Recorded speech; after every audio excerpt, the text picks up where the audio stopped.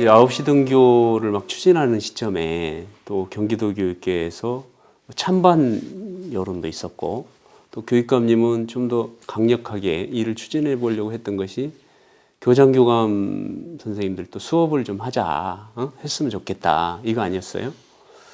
근데 이제 그것에 대한 지금 생각 같은 것은 어떠신지, 그리고 그 정책은 사실 좀 궁금해하는 사람도 있어요. 어디로 간 거냐? 정책이라기보다 어떤 방침이겠죠. 네. 네.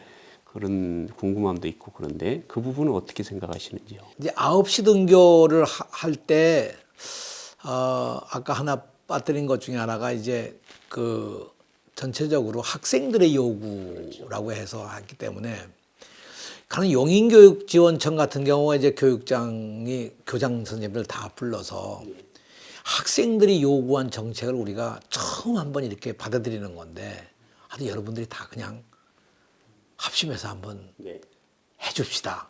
이렇게 요구를 해가지고 용인 같은 데가 정말 작년 9월 1일에 일시에 100%가 다 이 9시 등교를 했습니다.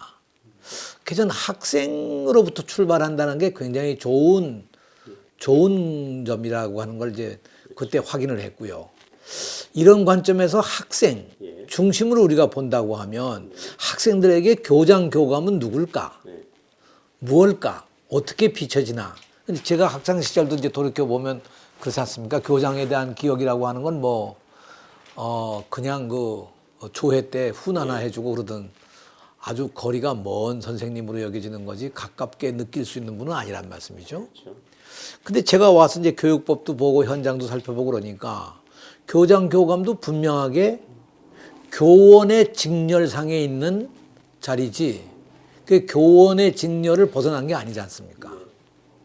가령 뭐 2급 전교사, 1급 전교사, 그 다음에 교감, 교장 이게 교원에 돼 있고 그 속에 약간 좀 성격은 다르지만 수석교사도 있고 그래서 제가 아니 교장, 교감이 분명히 교원인데 그럼 교육을 해야 되는 게 아니겠느냐 하는 것부터 출발을 했습니다만 더 중요한 배경은 이제 아시는 바와 같이 2015년이 급격히 교육 재정이 줄어들면서 어려움이 오게 된 거죠. 이 교부금 총액을 이 교육 재정 중기 계획에서 보면 2015년이 모두 49조가 되는 것으로 예측을 했었는데 실제 집행된 건 39조거든요. 그러니까 49조 규모로 2015년 교육계를 예정하고 학급당 인원수를 줄인다든가 학교를 증설한다든가 학교 교육을 어떻게 발전시켜 나간다든가 이게 다 그렇게 예정되어 있는 과정에서 벼랑간에 10조가 빠진 데다가 3세, 5세 영유아 무상보육비에 대한 거를 영유아 보육법 시행령을 바꿔가지고 이거 지방 교부금에서 다 부담을 해라. 이렇게 해가지고 부담을 시키니까 벼랑간에 정말로 이 재정 파탄이 오게 생겼던 거죠. 그러다 이제 금년 1년 동안 그럭저럭 정부가 이런저런 걸로 다 노력을 해가지고 뭐 목적 예비비도 내고 또 뭐 특별한 그 지방채도 발행하고 해서 1조 5천억을 추가로 정부가 부담해 줌으로써 이걸 뛰어넘을 수 있었습니다만 문제는 예산을 세울 수가 없는 거예요. 그러니까 할 수 없이 저희가 경기도의 경우에 기간제 교사, 그러니까 정원의 기간제 교사 한 6천 명 가운데 1,000명을 제가 감원을 했습니다. 이걸 안 하면 어떻게 예산을 뭐 할 방법이 없는 거예요. 그 1,000명을 감원하다 보니까 이 시수를 채울 사람이 없지 않습니까? 만일 시간 강사로 채거나 그러면 또 뭐 감원할 아무 의미가 없잖아요. 그래서 제가 이제 수석 교사들도 정원 내려 들어와서 수업을 좀 해주시고 차제 교감 교장 선생님들도 수업을 좀 해주십시오. 이게 아주 정말 어려운 형편입니다. 그러니까 하실 수 있는 대로 3시간도 좋고 6시간도 좋고 가령 뭐 교과목을 하셨으면 교과목도 좋고 교과목을 못하면 다른 방법으로 좀 했으면 좋겠습니다. 이것을 제가 이제 각 단위의 교장협의회 임원님들을 모시고 이제 설명을 드리고 사정을 하고 그렇게 했는데 그랬더니 뭐 반응이 뭐 우우 소리도 나고 뭐 와글와글하고 뭐 아주 그냥 솟아냈습니다. 그래서 제가 그걸 보고 아 이게 상당히 어려운 거구나. 그러면서 제가 이제 교장 연수 때 뭐 이런 교장 협의회 아까 말씀드린 이런 지역별 현안 협의회 때 이런 때도 이제 교장 선생님들이 오셔서 그럴 때 제가 강조를 해서 얘기 드렸죠.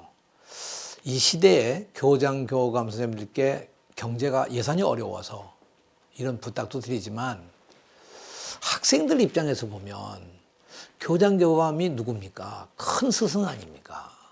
학교 안에 제일 어른 아닙니까? 그럼 어른의 수업을 한번 듣고 애들이 졸업하는 것과 그걸 못 듣고 졸업하는 건 난 다르다고 생각한다. 그러니 아이들을 위해서라도 좀 가능하면 들어가서 수업을 해 주십시오.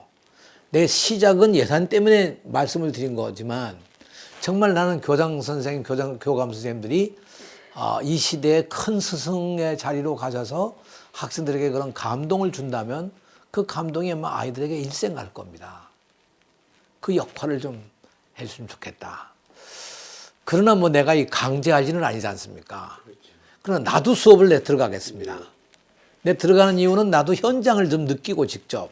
한 10번 하셨나요? 예, 그 정도 했죠. 학생들을 직접 만나고 학생들의 질문도 듣고 중요하지 않겠냐. 이렇게 돼서 여기까지 왔는데 지금 제가 알기로는 아마 한 40% 정도가 수업을 하시는 걸로 그렇게. 네네. 그렇게 얘기를 들었습니다. 그럼 전보다는 많이 늘어난. 네, 서서히 늘어났습니다. 오히려 제가 강제를 안 하니까 스스로들 하시는 분들도 계시고요. 예, 그러면 요즘 말씀 안 하시는 거예요? 그 말씀 거의 안 드렸습니다. 그래요? 그래서 이거는 뭐 다 아이 교장이 누굽니까? 대통령 임명장을 받으신 분들 아니에요. 그리고 정말 그 지역에서 제가 그랬어요. 교장 선생님은 한 학교의 교장이 아니고 그 한 지역의 교장입니다. 교육을 총책임지시는 그런 교장으로서의 그 권위를 가지시고 앞으로도 좀 그렇게 해줬으면 좋겠다는 걸 말씀을 드렸고요. 그래도 저는 잘 결국 좋은 결실을 내리라고 생각합니다. 요즘에 말씀을 안 하셔서 이건 이제 안 하는 건가 그랬더니 일정한 수가 하고 있군요. 네, 그럼요. 그리고 계속 이제 기회 닿는데 또 말씀을 드릴 겁니다. 근데